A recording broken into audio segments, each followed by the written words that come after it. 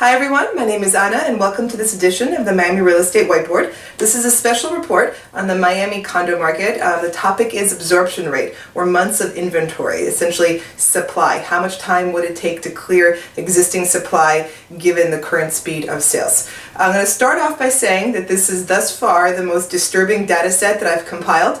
And this is in fact why I'm releasing the special report. This started off as an exercise for myself to help me make sense of what absorption rate really means. When we hear these numbers like 50 months of inventory, 40 months, 60 months, I mean, it doesn't sound good. We know that a good market is 10 months or inventory or less, but it's hard to gauge how bad it is compared to other times in the market when we've had buildups. For instance, we know how prices act. We know that when the market has had buildups and crashes, we know what prices do in those transitions. But inventory, I've never seen it tracked long time like we see prices tracked long time. So that's what I did. I took all the data going back to 2006. And I tracked inventory, and I tracked absorption rate. And how I did this was taking a running average of the past 6 months of sales, using that as the average rate of sales per month, and then I had active inventory numbers for each month. And so I compiled these long-term charts of inventory. And as I was putting them together, my jaw dropped. It was a little bit scary. In most price segments right now, there is literally almost twice as much inventory or months of inventory in the market as there was prior to the previous market crash here in Miami. So let's start off with the good segment. The good segment is 200 to 325,000. This is citywide data. So 200 to 325,000.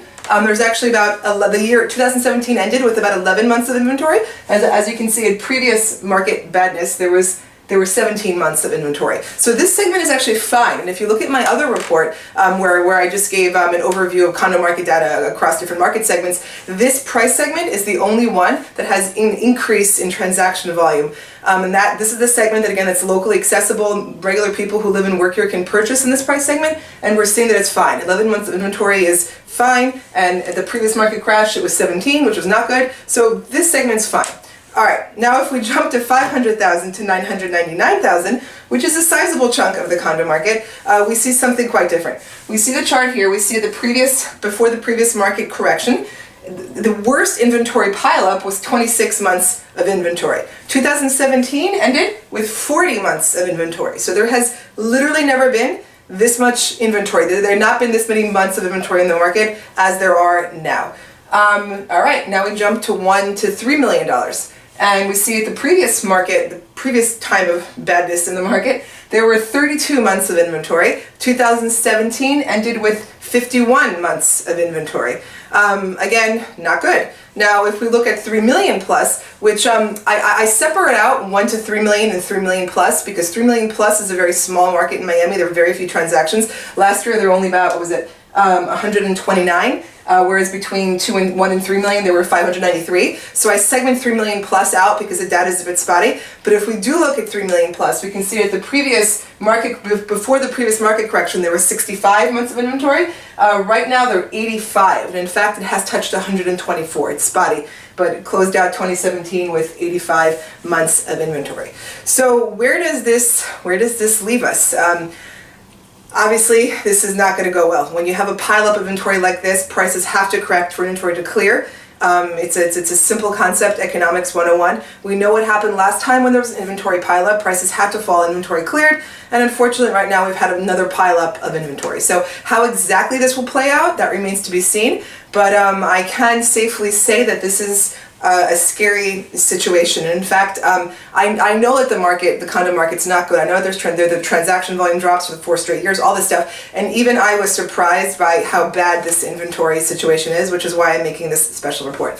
Now, before anyone says, oh, but does this hold true for more popular neighborhoods? If you download my full report, you'll see that I actually segmented this out per little neighborhood, and I made a map showing you how each little neighborhood is doing in terms of inventory.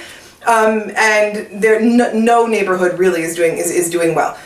Once we get to higher price points, these properties are all concentrated in the same areas anyway, so this data is self-selecting for them. But just to give you guys an idea, in the south of 5th neighborhood of South Beach, Miami Beach, which is the most exclusive, expensive, residential area, one of them in South Florida, there are 54 months of inventory, $1 to $3 million, and a whopping 128 months of inventory past $3 million, which basically means there are no bids. The other interesting data point was that in more tertiary neighborhoods like Edgewater, for instance, even between 500,000 and $1 million, there are 56 months of inventory.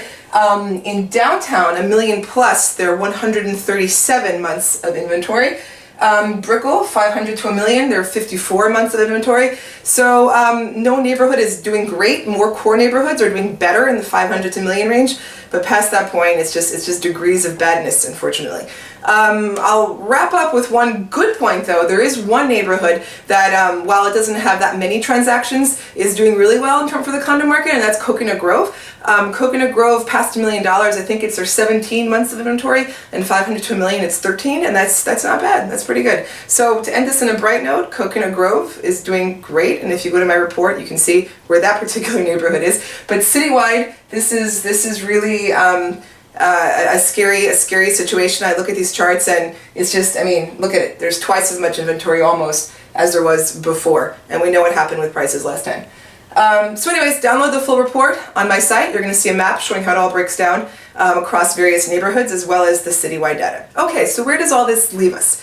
Well, I think that as prices start to drop when inventory eventually clears, I think there'll be great buying opportunities, either bulk or individually. Miami's a growing city, and I think in this case, it's all about buying the dip. The city grows, it comes back, you just have to be patient and wait for that dip, especially if you're buying in bulk as an investor. I also think there'll be opportunities for land deals. A lot of land, centrally located land, was bid up for speculative condo projects. So perhaps the next wave, that land will be priced less, and then it could be utilized towards building more affordable housing, of which there is great demand in Miami. So one of the things that irks me when I see this pileup of high-end properties is that there's great demand for affordable housing in Miami. In fact, there's a shortage. The recent micro-unit designation that I spoke about was passed for that reason, in the hopes of spurring more affordable, normally priced developments. And so hopefully we'll see some of that happen in the next wave, and there'll be great opportunity in that space. All right, that's a wrap. Contact me directly if you have any further questions and for off-market opportunities.